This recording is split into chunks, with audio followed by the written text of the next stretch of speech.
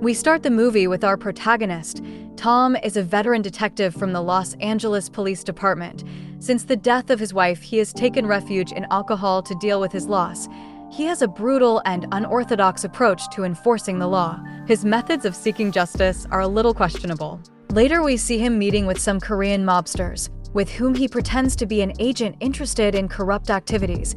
Throughout the conversation, the detective mocks them by greeting them as if they were Japanese. The mobsters try to ignore his comments. However, Tom does not stop making jokes about them, something that ends up angering the mobsters. They pull out their weapons to threaten him, but despite this, Tom keeps mocking their nationality. Tired of the situation, the criminals begin to beat him up. After giving him a beating, they leave, stealing his vehicle. A couple of minutes later, Tom contacts one of his partners who shares the location of his vehicle. It turns out that our protagonist has a secret plan. When he arrives at the indicated location, Tom sees the vehicle parked. He opens the trunk from underneath and grabs a weapon from a hidden compartment. He puts on a bulletproof vest and infiltrates the facility, taking his attackers by surprise. After neutralizing all the criminals, the detective begins to alter the scene to make it look like the mobsters attacked him. In one of the rooms, our protagonist finds two twin girls who had been kidnapped. It turns out his real objective was to rescue the missing girls. Tom knew those mobsters were responsible for the abduction. After a few minutes, the captain of the special police unit arrives on the scene to give statements to the press. Meanwhile, at the crime scene, his fellow officers congratulate him for rescuing the twins. Although one of them begins to reproach him for having killed the criminals on his own, he will appear on the front page as if he had done everything alone. Santos mentions he should have left at least one criminal for them. Tom gets angry and tells them he did them a favor. At that moment, the captain shows up asking them to calm down. They must keep a professional attitude. If he had entered with the chief, he would have embarrassed him. Left alone with Tom, the captain congratulates him for his operation. He should not feel bad about the death of a few criminals. They would not hesitate a second to kill an innocent person. He saved the twins. He should be happy. He informs him that the prosecutor's investigators are on their way. He does not want them to see him in that state. It is clear he has been drinking. The best thing is for him to leave right now. He should not worry. He will take care of everything. When leaving the facility, Tom runs into one of his former partners who distanced himself from the special unit because of the corrupt and unethical methods he observed in them. Terrence knows the mobsters could not even defend themselves. Tom tells him they were just criminals. Their victims were two 14-year-old girls they had locked in a cage to sell to pedophiles. Terrence stops him and tells him that no matter how bad those men were, they still had the right to a fair trial. While waiting for medical attention, the detective meets a man named Biggs, who tells him he just saw him on television. He is the cop who rescued the twins in Koreatown. He asks if the criminals shot at him and tries to get information, to which the detective only limits himself to answering briefly. Suddenly, a police officer approaches to speak with Biggs. It turns out he is the chief of internal affairs at the Los Angeles Police Department. James supervises the investigation into police corruption within the special unit. He gives him a business card and leaves, telling him not to go too far. While receiving assistance, the nurse with whom he has a romance asks him about the man he was talking to. Tom answers that he is a cop who hunts other cops. When giving his statement about what happened in Koreatown, our protagonist mentions that he identified himself as a police officer before entering the facility. One of the suspects shot at him without saying a word. He had no choice but to react to the attack. Then he was wounded in the torso with a shotgun by the second suspect. His point of entry was through the front door. He could not ask for help from his partners because the circumstances were critical. The next morning, Jack informs his unit that he was promoted to commander. This is because their special unit is cleaning the streets of criminals. The abduction of the twins gave him an advantage in his promotion. Usually, the chief of internal affairs is the first to be promoted to commander, but this time it has been different. Tom mentions that yesterday he ran into him at the hospital while waiting for attention. He asked him a couple of questions, pretending to be a concerned citizen. Santos informs him that he is being investigated by internal affairs, all because of his vengeful former partner. The commander mentions that his ex-partner has had several conversations with the chief of internal affairs. His goal is to destroy the special unit. Tom gets up in anger and his partners stop him, asking him to calm down. He must control himself. Jack assures him he will take care of the problem. For now, he must control his temper. Despite this, our protagonist decides to confront Terrence, not before drinking some alcohol. Just when he was about to enter the store, he sees some masked gang members. Knowing that his ex-partner is in danger, he decides to go inside armed to alert him. Terrence assumes Tom is setting him up and attacks him with a basket. He neutralizes him on the ground, and Tom tells him there are 2 armed gang members. At that moment, the gang members enter the store, shooting the clerk. He frees his ex-partner and tries to defend himself from the attack. But in the attempt, Tom accidentally shoots him, something the gang members take advantage of to finish off their target. Unable to do anything since he ran out of ammunition, our protagonist watches as his ex-partner is gunned down at point-blank range. When reviewing the recording of everything that happened, the commander tells him the footage cannot be seen by anyone. If it reaches the prosecutors, he will end up in prison. They will think he was involved in the murder. Terrence was reporting him to internal affairs. Tom tells him he was very angry. He only wanted to hit him. Jack reminds him of the order he gave him last night along with his fellow officers. He was not supposed to approach him. When Clady leaves, she tells him he is a valuable element in the unit. They will erase the recording to avoid involving him. He must get rid of the disc. Looking doubtful, the detective decides to keep the disc in his pocket. Once the case is resolved, Tom appears in the newspaper as a hero who arrived too late to save his partner. Due to what happened, Jack decides to remove him from the unit.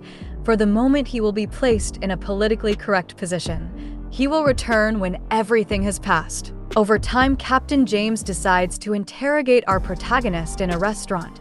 According to the report, he was the first to arrive at the scene. There were 3 assassins involved. Tom interrupts him, mentioning there were 2 gang members, to which he replies they recovered bullets of 3 different calibers. He stops the recording and asks him to speak man to man. There are 3 assassins on the loose, and it seems not to bother him. The recording from the store mysteriously disappeared. Every time a serious problem occurs, the commander shows up to solve it. He makes it clear that he knows he is lying. He will take down the commander and his entire unit. He gave him a chance to save himself, but with his silence, he refuses to cooperate. When he learns that his officer was interrogated, Jack decides to confront James in his office. If he has a problem with his men, he should talk to him, not bother them during lunch. They begin to reveal their secrets and end up threatening each other. The next morning, Tom runs into the detective handling the case of his late partner. They greet each other, and Tom says he is willing to share information about what happened, but Paul does not seem very interested. While he was at the forensics department, Discant shows up to take the evidence. Tom stops him and asks him to tell his version of events according to his investigation. Discant says 2 gang members went to rob a store. They killed the clerk, and one of them noticed the officer, so they decided to gun him down until they ran out of ammunition. One of the gang members pulled out a revolver and shot the officer in the back. Tom arrived at the scene after they left the store. He says he will cover for him, but he must let him continue his work. The killers will never be caught. Not understanding what he means, Tom tells him the killers will go free.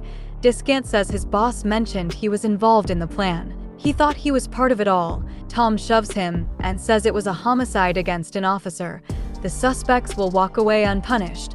Paul tells him they are fixing their mistake, otherwise he will end up in prison. At that moment, Discant gets a call telling him they found the gang members' DNA in the store. Tom asks him to send him their records. With the documents in hand, our protagonist asks his fellow officers for help. They tell him they are traffickers who were arrested for rape with mutilation. Their victim was a Guatemalan girl they abducted when she was leaving school. They were released from prison because Terrence interfered in the case. He told the prosecutor their civil rights were violated. Apparently, they were treated too harshly by the police. For that reason, he was put into public relations. He let go the same men who ended up taking his life. When showing the gang members' file to the sergeant, Clady ends up throwing it into the paper shredder. She advises him he should keep his badge. The gang members will end up killing each other. He just has to give it some time. Clinging to vengeance, our protagonist decides to visit the commander to ask him to let him take out the gang members. He can do it just like he did with the Korean mobsters. Jack tells him it is crazy. What happened with the Koreans was business. James will end up finding out. He has to move on and forget the past. A couple of days later, Discant informs him that the investigations confirm Terrence was corrupt. Thinking it is a trap to get information from him, Tom slams him against the lockers and takes the battery out of his phone. He thinks the chief of internal affairs sent him to investigate. Discant grabs his phone and is about to leave, but Tom apologizes at the last moment. He is still nervous about everything that happened. Discant tells him that Terrence was stealing substances from the evidence room to sell to the gang members. He was carrying $50,000 in cash. They found the evidence in his truck. It corresponded to a kilo of flour. Tom tells him Terrence got them released on technicalities, to which Discant assumes maybe they were doing business. Tom tells him things could be different. They need to investigate further to solve the case. That night, both detectives decide to go to a dangerous neighborhood to interrogate some gang members. After chasing one through the entire area, the detectives manage to intercept him. They interrogate him and get the name of a man who knows all the gang members. While he was eating cereal with beer, the officers show up at his house to neutralize him. They threaten to falsify evidence to arrest him, and then Tom begins to beat him with a book until his partner stops him. The gang member tells him the guys he is looking for were kicked out of the neighborhood a long time ago. If he sees them again, he will kill them. The only ones who know them live in prison and have a lot of power. Tom tells him they will send him to prison.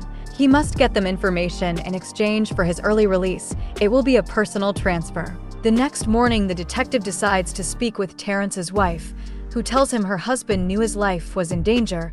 He knew there was a price on his head as soon as he spoke with Captain James. They decided to sell the house so they could move away. They had planned to start over. When he returns to the office, the sergeant gives him the bullets fired from his revolver.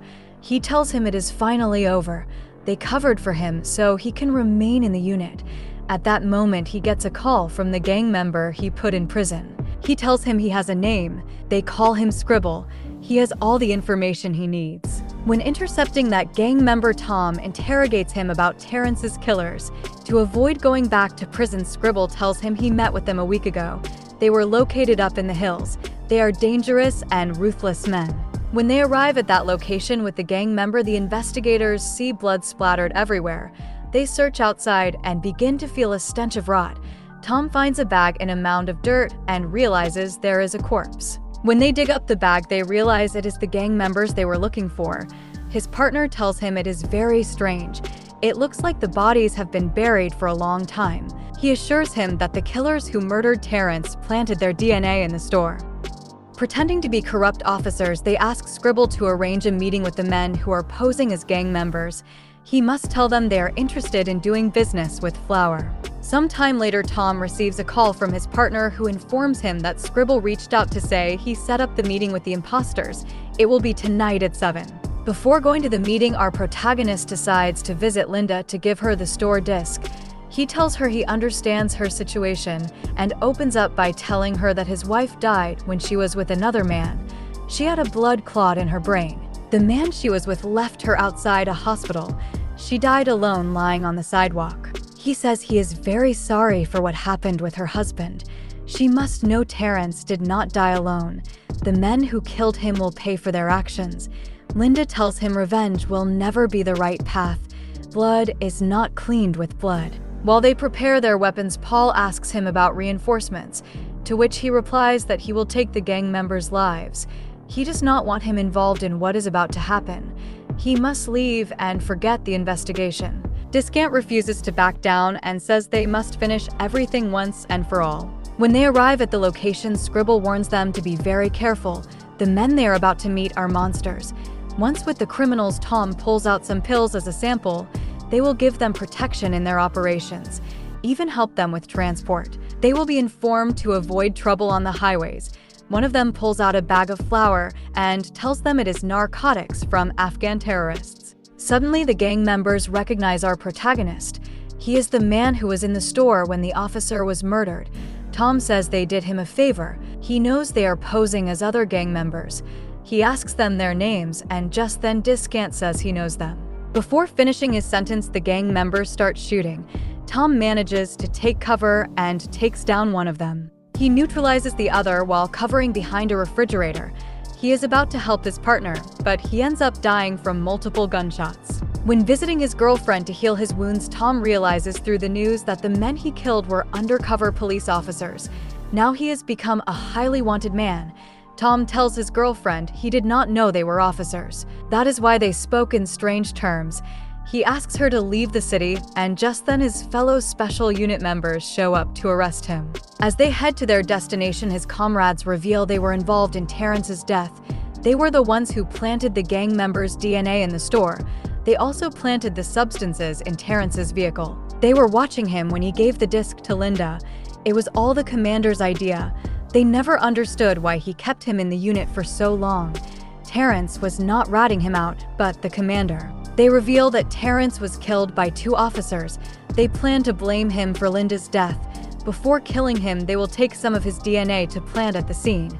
Because of his whole history, everyone will think he went crazy. While they are talking, the detective manages to remove his handcuffs and then attacks the driver. Santos grabs the wheel and tries to shoot him, but Tom stops him with a kick. When they crash, Santos takes advantage to knock him out. When they take him to the house on the hill, the officers collect samples to frame him for Linda's murder. They mock him and leave him to crawl to his own grave. DeMille approaches to mock him again, and our protagonist strikes him with the shovel, grabs his gun and shoots Santos, killing him instantly. Meanwhile, we see the sergeant torturing Linda to force her to hand over the disc.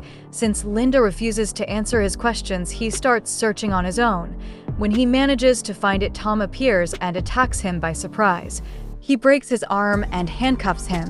Before leaving, he tells Linda to get out of the city. The next morning, Tom decides to speak with the commander. He tells him he killed 2 officers. He had to kill Santos and Dante because they tried to murder him. He asks him to make him an alibi, and he assures him he will fix everything. For weeks, he suspected that Dante and Santos were working with Terrence, but he did not want to believe it. It was something beyond his comprehension. Tom asks him to call the sergeant. The commander says he will send him a message. He needs an alibi to get away with it. They will say he was asleep. They will blame Dante and Santos for the officers' deaths. Once the message is sent, Tom takes the sergeant's phone to read it, then reveals he knows he is behind everything. He set him up and tried to kill him. Jack tells him they were undercover for so long they lost their minds completely. He never set him up. It was him who decided to get involved on his own. He was trying to save him. He says all his comrades are disposable except him. He is a valuable man. Tom tells him Paul was innocent, to which he blames him for his death. They should never have investigated. It was they themselves who chose to risk their lives. Suddenly, the detective pulls out his weapon and the commander manages to disarm him. They start fighting hand to hand and exchange blows equally, until Tom breaks one of his fingers, lands several punches to his face, and cuffs him to the railing. When grabbing the gun from the floor, Jack tells him he has all his secrets in the wall. To see it, he must tear it down. The detective does so and realizes there is a huge stash of corruption money. The commander reveals he is the king of secrets. He knows the names of councilmen addicted to substances. He knows their most intimate secrets. He is aware of all their confidential deals. He even knows all the chief's secrets. That is why he could always protect him. He dealt with the untouchables, and nothing ever happened to him. One day, he will become chief, and then be named mayor. That is how the world works. Whether he likes it or not, he must accept it. That is reality. The money in the wall belongs to the unit. That is how they were able to pay all the lawsuits. The money will be for his retirement. They are only fixing a flaw in the system. Everyone would do the same. Tom pulls out his gun and confesses that he was always his best friend. Then he ends up neutralizing him. When the other officers arrive, James reveals that opening his eyes was part of their strategy. They knew he was not part of the shady business. They used him to solve the case and take down the commander. He was the only one who could bring him down. The higher-ups feared him. He was a man of great power. Before leaving, James tells Tom the department needs him. When he passes the chief in the hallway, he will greet him with a nod, and he will know the meaning of the gesture.